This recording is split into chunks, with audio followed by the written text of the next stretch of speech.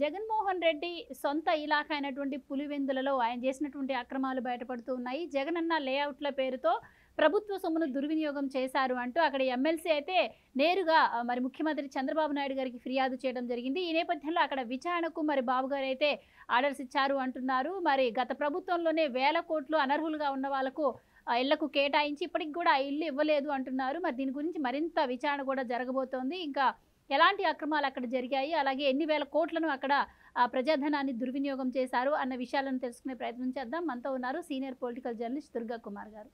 నమస్కారం సార్. నమస్కారం మా గోవర్ధన, మన వీక్షకులు కూడా నమస్కారం సార్. ₹1 జీతం తీసుకుంటాను అని ప్రజలకు చెప్పి తన జోబు నుంచి ₹1 కూడా పెట్టకుండా తన సొంత ఖర్చులకు కూడా ప్రభుత్వ ధనాన్ని విచ్చలవిడిగా ఖర్చు చేసిన పరిస్థితులు అయితే ఇప్పుడు మనం చూస్తూ ఉన్నాం. గత జగన్మోహన్ రెడ్డి హయాంలో ఒక్కటి కాదు, ఇలా చెప్పుకుంటూ పోతే తండ్రి విగ్రహాల దగ్గర నుంచి, రిషికొండ దగ్గర నుంచి, అన్ని శాఖల్లో జరిగిన అవినీతి దగ్గర నుంచి ఇప్పుడు చూస్తే అక్రమ లేఅవుట్ల పేరుతో అనర్హులకు కూడా వేల ఇళ్ళవి ఇప్పించి పట్టారు. కానీ అవి కూడా ఇప్పటికీ ఇవ్వకుండా వేల కోట్ల ప్రజాధనాన్ని దుర్వినియోగం చేశారు అని చెప్పి ఆయన సొంత నియోజకవర్గం పులివెందుల నుంచే మరి చంద్రబాబు గారికి ఫిర్యాదు అయితే అందింది. మరి విచారణ కూడా స్టార్ట్ అవుతుంది అంటున్నారు.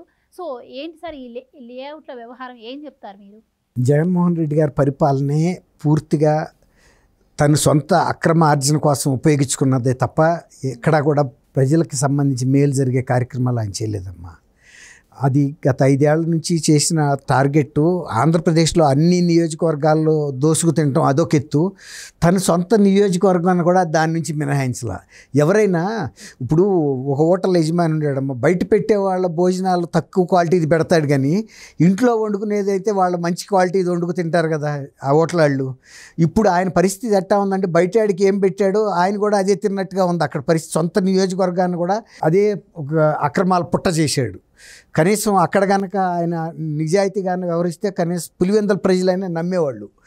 కానీ అక్కడ జగనన్న మెగా లేఅవుట్ అని ఒక 8,400 ఇళ్ల నిర్మాణం కోసం వేసిన లేఅవుట్లో 85 కోట్ల రూపాయలు శాంక్షన్ చేసి ఆయన తోపుతుర్తి ప్రకాష్ రెడ్డి అనే వాళ్ళ పార్టీకి చెందిన అనుయాయుడు ఎక్స్ఎమ్మెల్యే ఆయనకు ఆ వర్క్ ఇచ్చి చేయమని 3 ఏళ్ల క్రితం ఇళ్ల స్థలాలు ఇచ్చారు. ఇప్పుడు ఇళ్ల నిర్మాణం కోసం గృహ నిర్మాణ సంస్థ ఆల్రెడీ 60 కోట్ల రూపాయలు విడుదల చేసేసింది. అక్కడ పూర్తి అయిన ఇళ్ళు కేవలం 99 మాత్రమే, 8,400లో. మిగిలినాటి ఇంకా పూర్తి కాలేదు. ఫండ్స్లో మాత్రం దాదాపు 80% రిలీజ్ చేసేసారు. అంటే చూడండి, 8,400 ఇళ్ళు ఎక్కడ, 99 అవి కూడా ఎంత నాసిరకంగా ఉన్నాయంటే వాటికి వాడిన కలప కానీ, వాటికి వాడిన కిటికీలు కానీ, ఐరన్ కానీ, అంటే చూడగానే మామూలుగా వాళ్ళు కూడా చెప్పొచ్చు ఇది చాలా నాసిరకం క్వాలిటీతో కడుతున్నారు, ఇది ఎంతో కాలం మన్నవు అని. అంటే ఎంత నామమాత్రం తూతూ మంత్రం అంటారు చూసారా, తూతూ మంత్రంగా ఒక బొమ్మరిళ్ళు కట్టినట్టు కట్టారు ఆ ఇళ్ళు కూడా. ఇది మామూలు కుంభకోణం కాదు.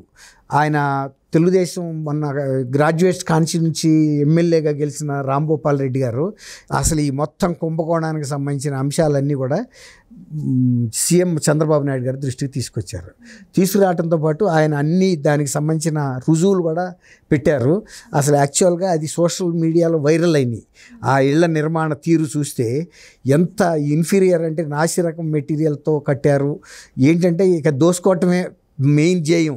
అసలు అందులో ఉండగలిగే వాళ్ళు ఉంటారా లేదా, ఎంతకాలం మన్నుతీయి అనేది వాళ్ళకి అనవసరం. అలాంటి నాసిరకం ఇళ్ళు అయ్యన పని మమాని పూర్తి చేస్తే అదొక రకం, పూర్తి కూడా చేయలే. కేవలం 99 పూర్తయినాయి, మిగిలిన ఏదో కొద్ది పునాదుల వరకు లేచినాయి. అయినా పేమెంట్ మాత్రం అయిపోయింది. ఎవరైనా గవర్నమెంట్ ఇళ్ళు పూర్తి అయిన తర్వాత దాన్ని చాలా ప్రొసీజర్ ఉంటుంది. వాళ్ళు రికార్డ్ చేయాలి మెజర్మెంట్ బుక్లో, డిపార్ట్మెంట్ తరఫున హౌసింగ్ కన్స్ట్రక్షన్ కార్పొరేషను వాళ్ళు రికార్డ్ చేయాలి. రికార్డ్ చేసిన తర్వాత మళ్ళీ దాన్ని చెక్ చేస్తారు ఇంకో పై ఇంజనీరు, జూనియర్ ఇంజనీర్ రికార్డ్ చేస్తే సూపరింటెండెంట్ అది మన deputy executive engineer check measure చేస్తాడు. తర్వాత ఫైనల్గా ఎగ్జిక్యూటివ్ ఇంజనీర్ చూస్తాడు. అలా మళ్ళీ పైన సూపరింటెండెంట్ ఇంజనీరు, సిఈ ఉంటారు. ఇంత వ్యవస్థ ఉంది దానికి.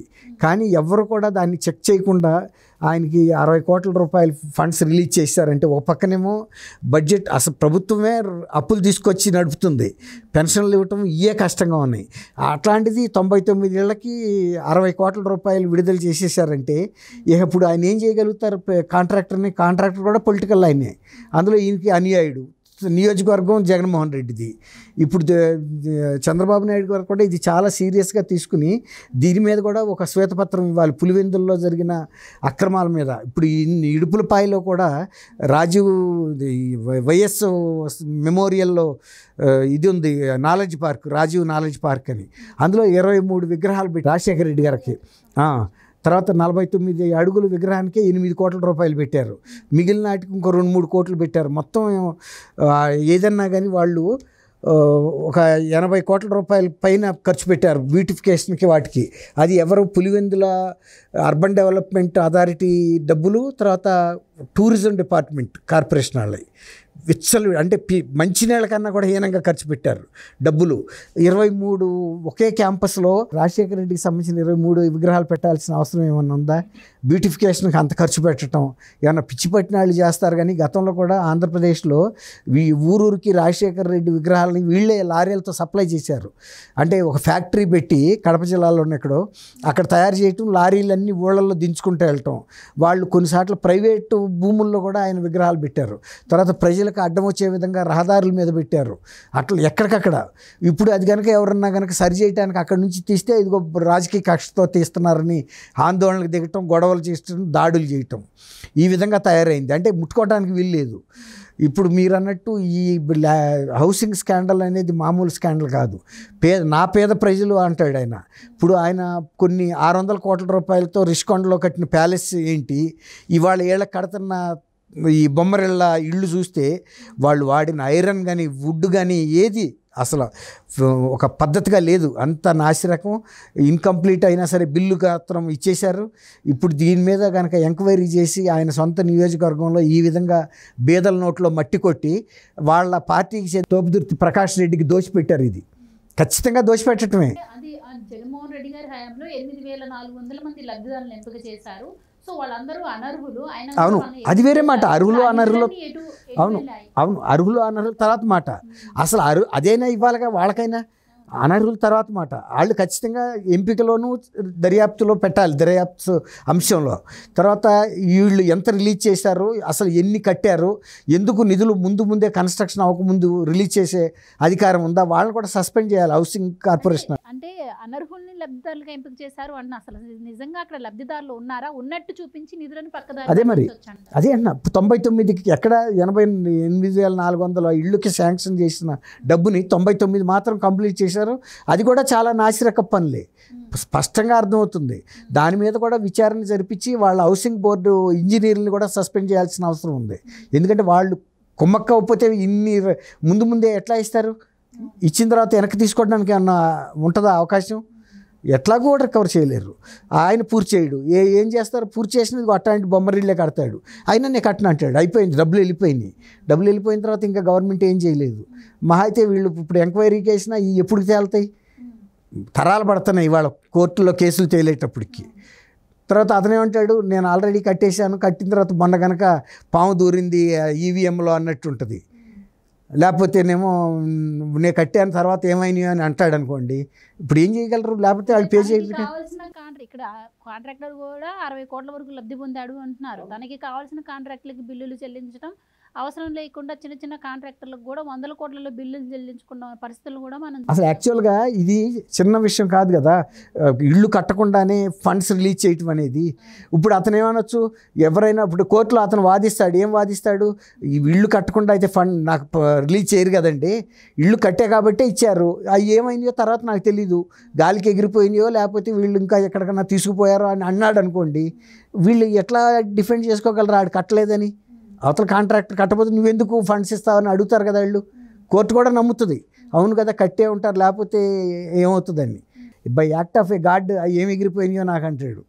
అంతే కదా, ఏమైనా గాలి తుఫాన్లు వచ్చినాయో లేకపోతే సుడిగాలు వచ్చినాయో ఏమైనాయో నాకు తెలియదు, నేను కట్టిన తర్వాతే నాకు బిల్లు ఇచ్చారు కాబట్టి ఇక నాకు సంబంధం లేదు. ఆ మిగిలిన కనపడుతుంది 99 అంటే మనం రిషికొండలో కూడా చూసాం. రిషికొండ కాంట్రాక్టర్ వెళ్ళిపోయాడు, అంత పెద్ద కాంట్రాక్టర్ సంస్థే వెళ్ళిపోయింది. ఇప్పుడు ఇతను పొలిటికల్ అతనికి ఏం చేయగలరు? అదేమంటే నా మీద రాజకీయ కక్షతో చేస్తున్నారు, నేను కట్టాను ఇల్లు, కావాలంటే అధికారుల మీద మీరు యాక్షన్ తీసుకోండి. ఏం చేశారు? ఇల్లు కట్టానంటే ఇంకా ఇళ్ల నిర్మాణం పూర్తి కాలేదు అని కూడా అంటున్నారు. అంటున్నారు. ఇప్పుడు డబ్బులు ఇచ్చారు కాబట్టి అతను నేను నిర్మాణం చేశాను అంటాడు. అప్పుడు వీళ్ళు ఏం మాట్లాడతారు? అవునా కదా? కాబట్టి ఇప్పుడు వీళ్ళు డిఫెన్స్లో పడతారు. ఈ అధికారులు ఎవరైతే ఇట్లాంటి కుంభకోణంలో పాత్రదారులు అయ్యారో ఇప్పుడు వాళ్ళకి ఇబ్బందికరమైన పరిస్థితి. ఇప్పుడు అక్కడ అంత పెద్ద కాంట్రాక్టరు అతను మధ్యలోనే వదిలిపెట్టేసి వెళ్ళిపోయాడు. ఎప్పుడైతే గవర్నమెంట్ మారిందో ఇదంతా వివాదాలు వస్తున్నాయని. మరి ఇది చాలా పెద్ద కుంభకోణం, ఇది తక్కువది కాదు. ఇళ్ళు కట్టకుండానే అంత రిలీజ్ చేశారు. అంత మెగా ప్రాజెక్ట్ అది, Jagananna mega layout. Right sir, thank you so much. Thank you అమ్మ గోవర్ధన, మన వీక్షకులు.